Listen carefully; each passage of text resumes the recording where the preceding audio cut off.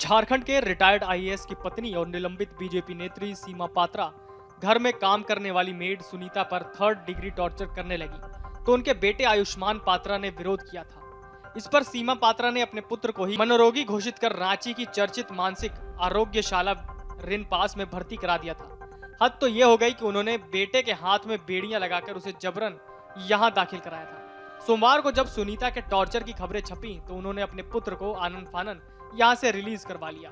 मंगलवार को पुलिस ने सीमा पात्रा की कैद से आजाद कराई गई सुनीता का कोर्ट में धारा 164 के तहत बयान दर्ज कराया है। उसने अपने बयान में खुद पर हुए जुल्म की पूरी कहानी कोर्ट के समक्ष बताई। सुनीता के अनुसार उसे गर्म तवे से जगह जगह दागा गया, लोहे की रॉड से उसके आगे के 3-4 दांत तोड़ दिए गए, उसका खाना पानी तक बंद कर दिया गया था। हमको कलछी से मारी है। वही मारी मैडम, सीमा पात्रा। अब जानते हैं गरम तवा चला के मारी। झारखंड सरकार के कार्मिक विभाग के एक अफसर की सूचना पर रांची पुलिस ने उसे 22 अगस्त को सीमा पात्रा के रांची के अशोक नगर स्थित आवास से मुक्त कराया था। आदिवासी समुदाय से आने वाली सुनीता गुमला के एक गांव की रहने वाली है। करीब 10 साल पहले वो रिटायर्ड आईएएस महेश्वर पात्रा और सीमा पात्रा के घर मेड के तौर पर काम करने के लिए लाई गई थी। बाद में वो दिल्ली में रहने वाली उनकी पुत्री वत्सला पात्रा के साथ भेज दी गई। दिल्ली से उनके तबादले के बाद सुनीता वापस रांची सीमा पात्रा के घर आई। यहाँ काम करते हुए उसे हमेशा प्रताड़ित किया जाता रहा। सुनीता ने घर जाने की इजाजत मांगी तो पिटाई करते हुए उसे कमरे में बंद कर दिया गया। बात बात पर पिटाई आम हो गई। दर्जनों बार उसे गर्म तवे से दागा गया। जिस कमरे में सुनीता को बंद किया गया वहीं उसका बेडरूम और बाथरूम था। लगातार पिटाई से उसकी हालत ऐसी हो गई थी कि वो फर्श पर घिसट घिसट कर चलती थी।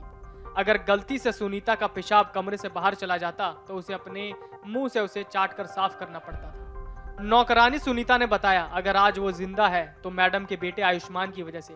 उसने बताया कि आयुष्मान उसे हर बार मारपीट से बचाता था। पूरा उठना ठीक थे, जानते भी है उसी की वजह से मैं जिंदा हूँ। आयुष्मान रे को वजह से ना, हमको पता है।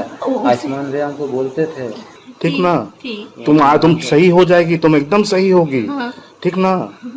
ये देख रहे दीदी लोग को, वैसे हो जाएगी तुम, है ना? हम चाहते हैं ना जब ठीक हुए ना अब आगे और पढ़ना चाहिए। एकदम एकदम हम लोग पढ़ाएंगे बेटा, हम लोग पढ़ाएंगे बाबू। सुनीता ने आरोप लगाया कि खाना न दिए जाने के कारण वो काफी कमजोर हो गई थी।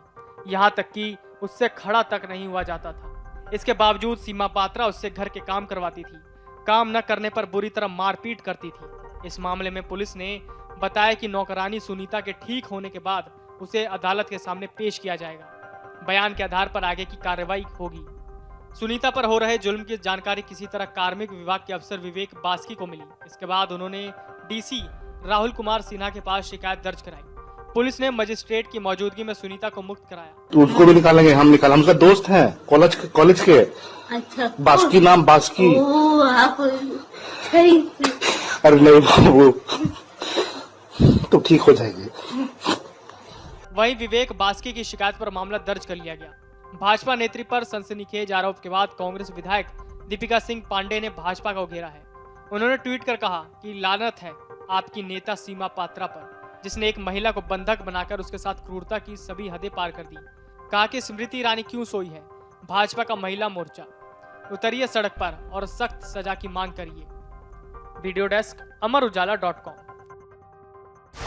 डाउनलोड करें अमर उजाला ऐप और पाएं खबरें लगातार।